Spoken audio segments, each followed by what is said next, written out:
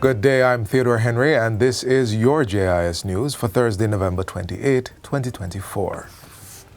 Starting January 2, 2025, approximately 30,000 customers of the National Water Commission (NWC) will benefit from an amnesty on their outstanding bill payments.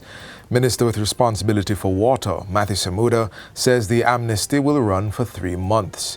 He was speaking at Wednesday's post-cabinet press briefing at Jamaica House. This will allow persons to reconnect legally and facilitate the transfer of titles where outstanding bills are a challenge.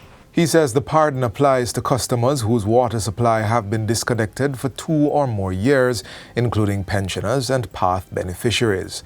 In addition, people who have been disconnected for 6 months and have made payment arrangements will get a 50% reduction. Minister Samuda says based on a needs assessment, these customers may get up to 1 year to make their payments. He asserts that this is for those who have suffered from major household leaks in the past.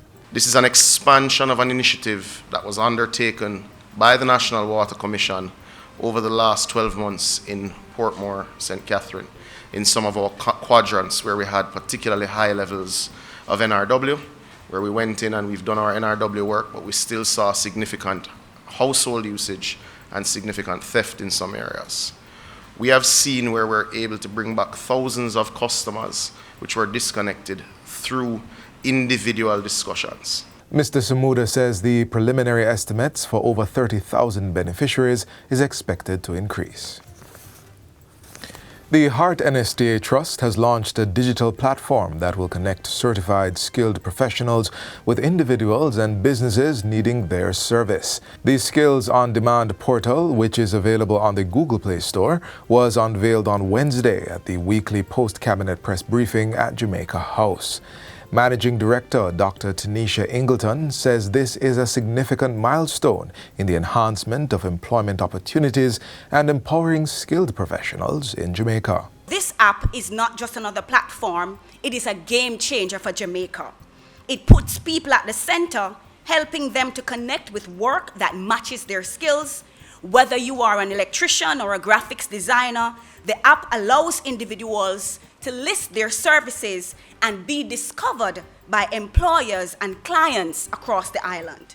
Dr. Ingleton explains that all service providers on the platform will be certified by the Heart NSTA Trust to ensure that the skills being offered meet the highest standards. She says 15 critical skills are currently being featured on the platform. These include air condition technician, graphics design, events planning, cosmetology, general construction, landscaping, plumbing, painting, and early childhood teaching. So these areas are not only, they do not only represent our current market demands, but they also highlight where professionals should focus their efforts in accelerating their careers. For those who have the practical skills but no formal training, Heart will help to get them formally certified, which will position them to be enlisted on the Skills on Demand app. The portal is being made available at a time when the government is reinforcing productivity as part of the economic growth strategy.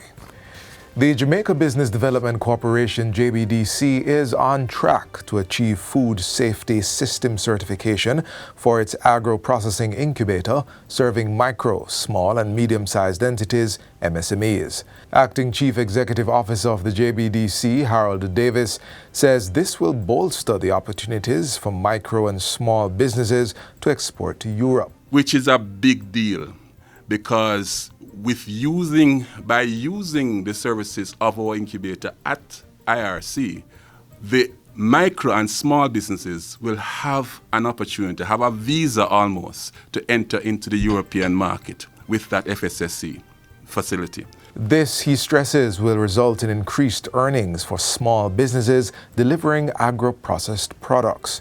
Mr. Davis also reveals that $32.3 million in agro-processed and other products have been facilitated at the JBDC's Incubator Resource Center since the start of the current fiscal year.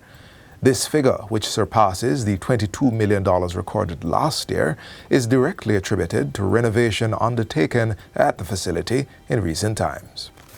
And finally, Jamaica has been selected to be the pilot for the International Labour Organization (ILO) Just Transition Project.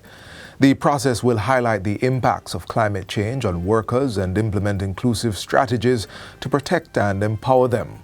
Director of the International Labour Office for the Caribbean region, Dr. Joni Musabayana, gave the update at a JIS think tank. This project is therefore seeking to bring the impacts of climate change as they interact with the labour market. And in this regard, we have to see that when there is a Hurricane Beryl, it disrupts not just homes and families, but also the working world.